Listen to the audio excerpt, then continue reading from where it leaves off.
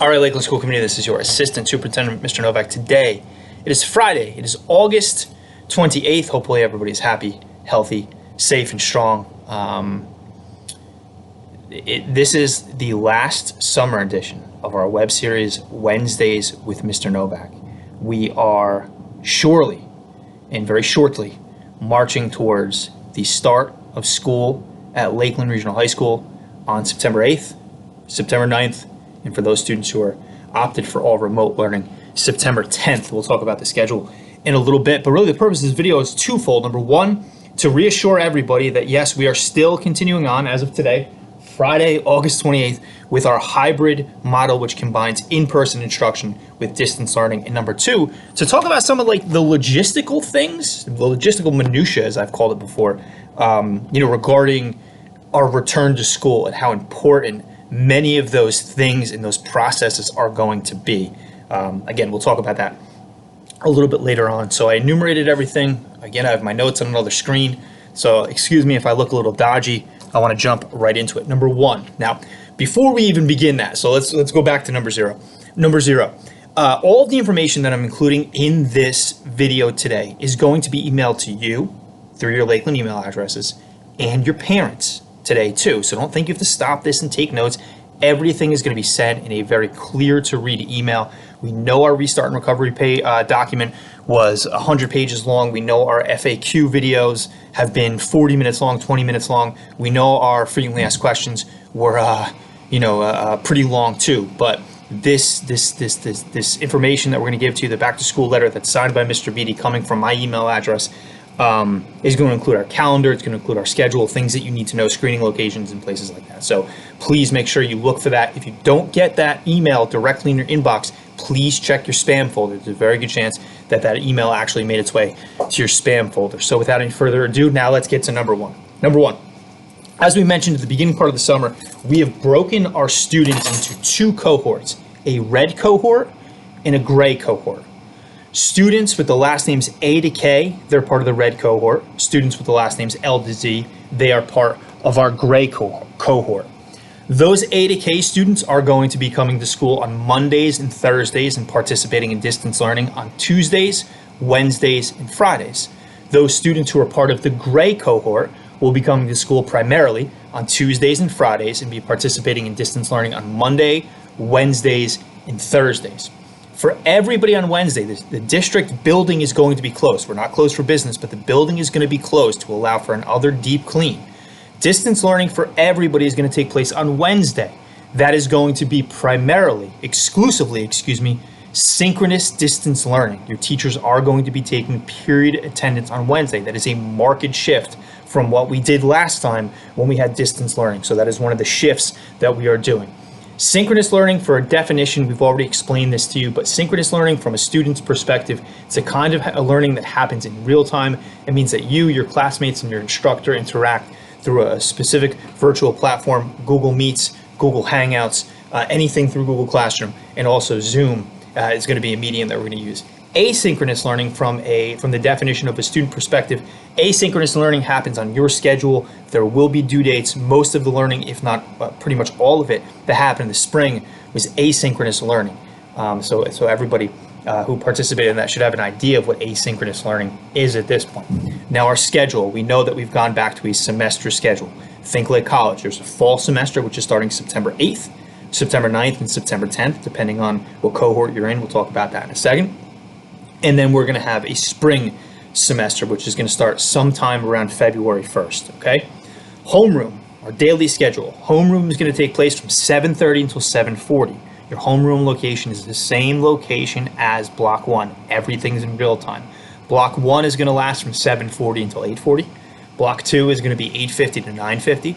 Block 3 is 10 o'clock until 11 o'clock. And then Block 4 is 11:10 until 12:10 p.m. At that time, students are going to have the opportunity to grab a lunch. It's a grab and go lunch option through Poptonian. We'll talk about that in a little bit too.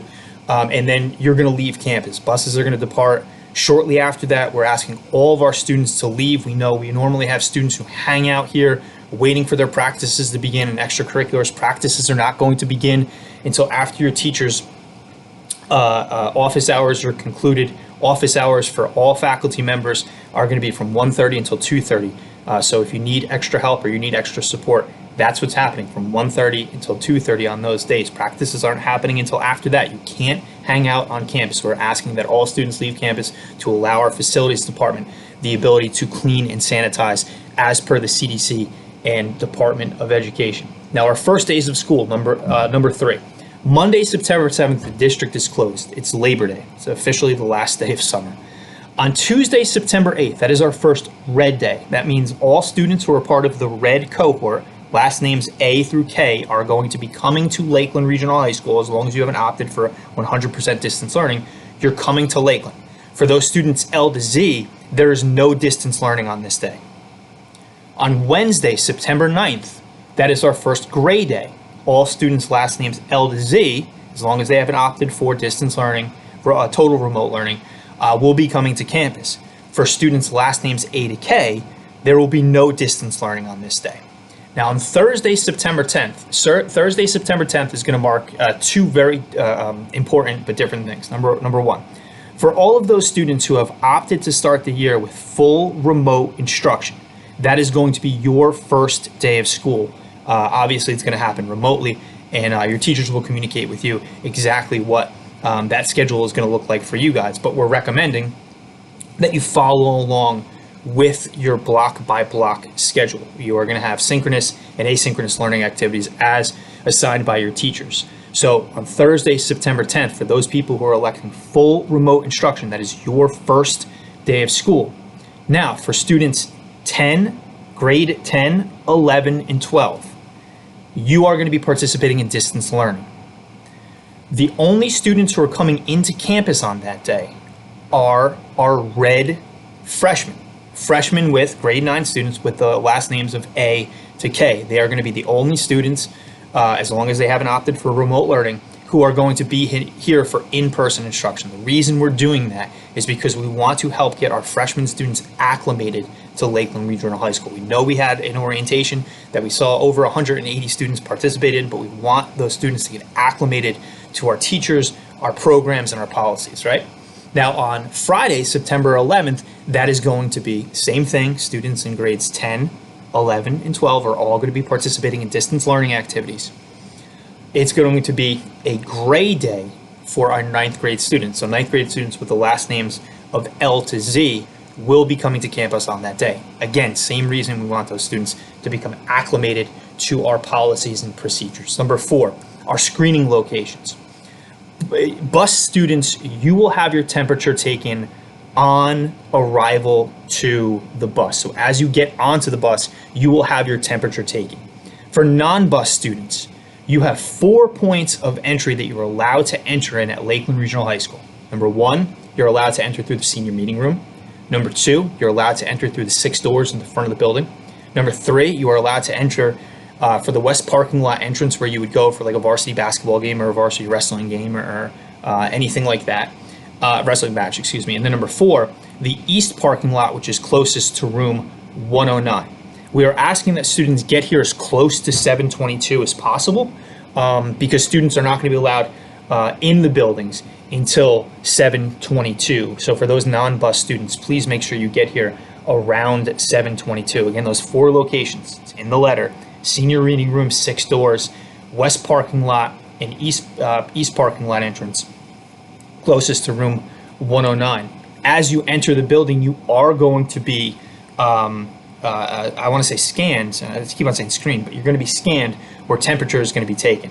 We have we have purchased 6 actually freestanding machines that as you enter into the building, take your temperature, but they also talk to you as well. So it'll tell you that you have a normal body temperature, you may pass. And it also says, we tested it yesterday during our freshman orientation, that if you're not wearing a mask upon entry, it'll say, please put on a mask. So that is how you are going to enter the building. Again, just an extra, we don't have to do it, but an extra layer of precaution for our students, our staff, and our community members. Number 5, upon arrival to campus or bus stops, masks have to be worn, period, hard stop. As you're getting out of the car, you have to put your masks on.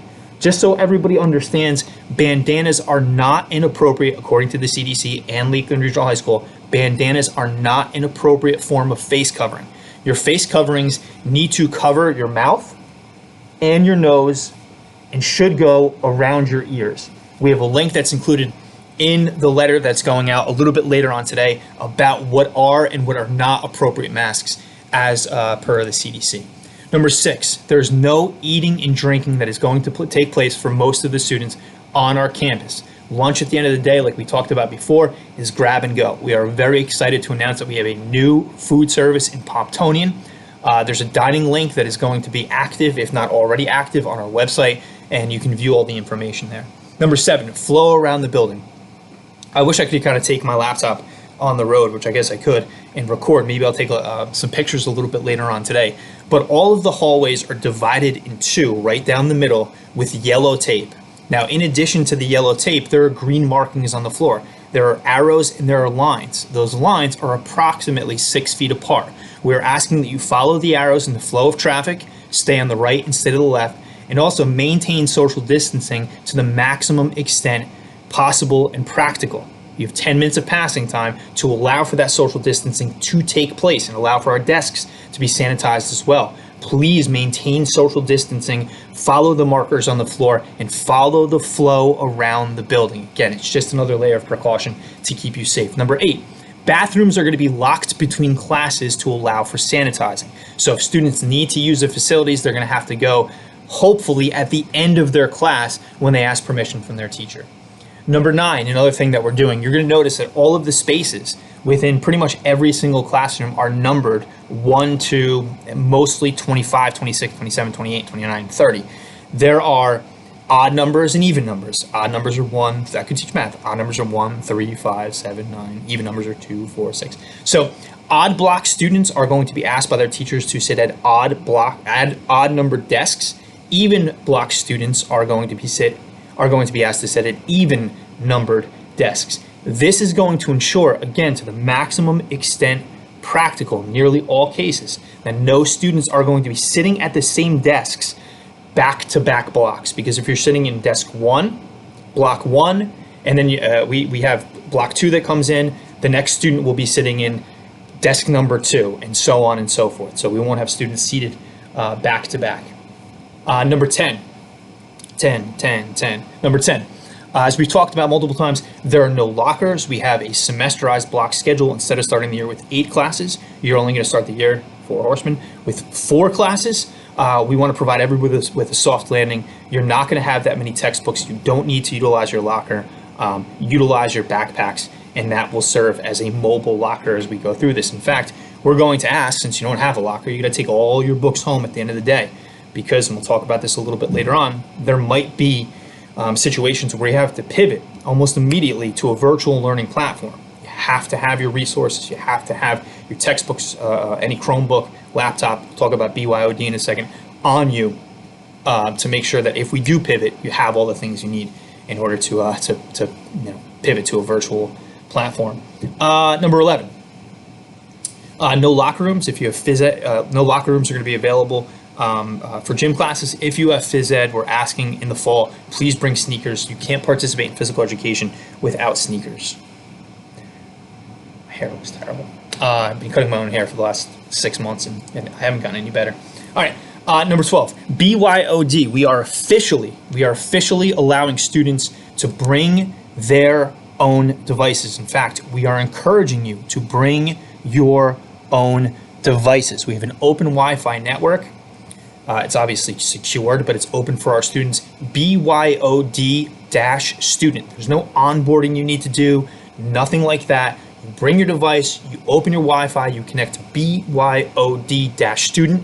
You're in. You're obviously going to check the acceptable use policy and everything that you normally have checked through real time anyway.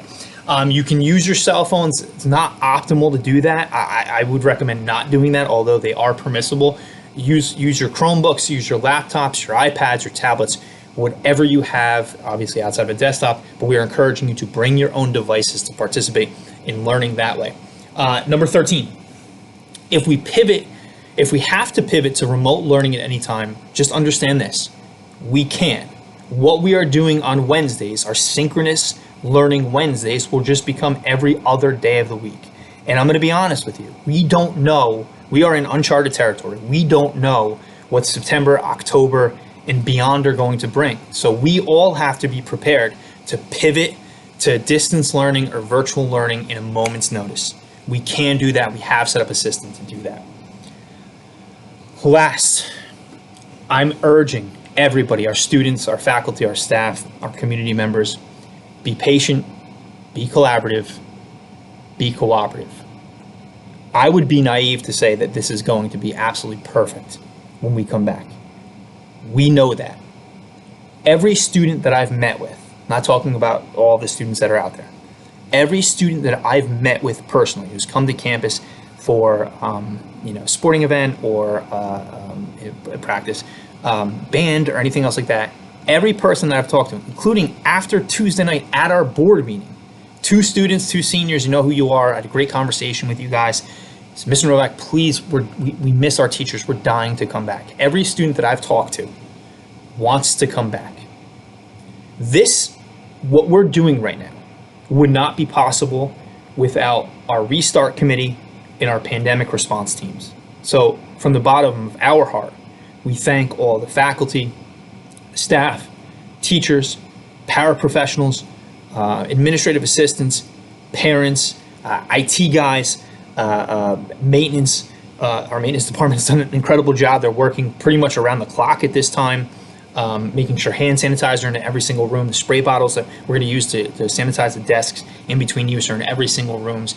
Everybody has been absolutely phenomenal. And if I miss somebody, I apologize. It's not on purpose. But we've had so many people have been involved in this process from start to finish. And I'm so proud of those people. And we thank you so much for your continued work with us, your collaboration, your collegiality, and everything else. We're all in this together. One misstep can cause this whole thing to go sideways. So let's do the right things. Let's wear our masks upon arrival to campus, over our noses, around our face. Let's maintain social distancing in the hallways to the maximum extent possible. This can go sideways because of one person. Don't be that one person to allow it to go sideways. We are all in this together, right? There are districts that are going sideways left and right. Let's make this happen, Lancers. Miss you guys. Love you. I'll see you soon, I hope. Bye-bye.